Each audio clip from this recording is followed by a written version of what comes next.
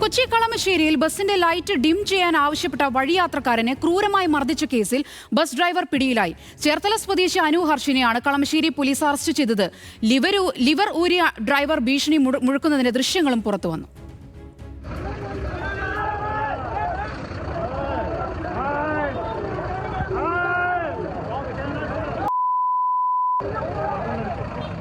ഇന്നലെ രാത്രി 9:30-യോടെ കളമശ്ശേരി പ്രീമിയർ ജംഗ്ഷനിൽ വെച്ചായിരുന്നു ആക്രമണം. സൂര്യ എന്ന ദീർഘദൂര സ്വകാര്യ ബസിന്റെ ഡ്രൈവർ അനു ഹർഷ് ജനാർദ്ദനാണ് ഇരുമ്പുവടി ഉപയോഗിച്ച് വഴിയാത്രക്കാരനെ മർദ്ദിച്ചത്.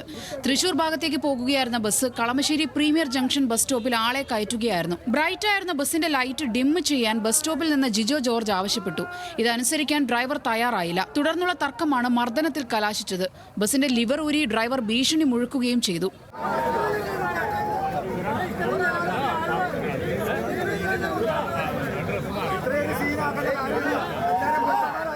തൃശൂർ മുകുന്ദപുരം സ്വദേശിയാണ് മർദ്ദനമേറ്റ ജിജോ ജോർജ്.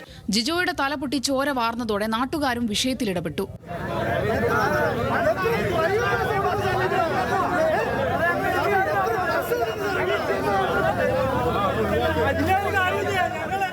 പോലീസ് എത്തിയെങ്കിലും നാട്ടുകാർ രോഷാകുലരായതിനാൽ പ്രതിയെ പോലീസ് ജീപ്പിലേക്ക് കയറ്റാനായില്ല. തുടർന്ന് പോലീസ് ഏറെ പണിപ്പെട്ടാണ് അനു ഹർഷിനെ അറസ്റ്റ് ചെയ്തത്.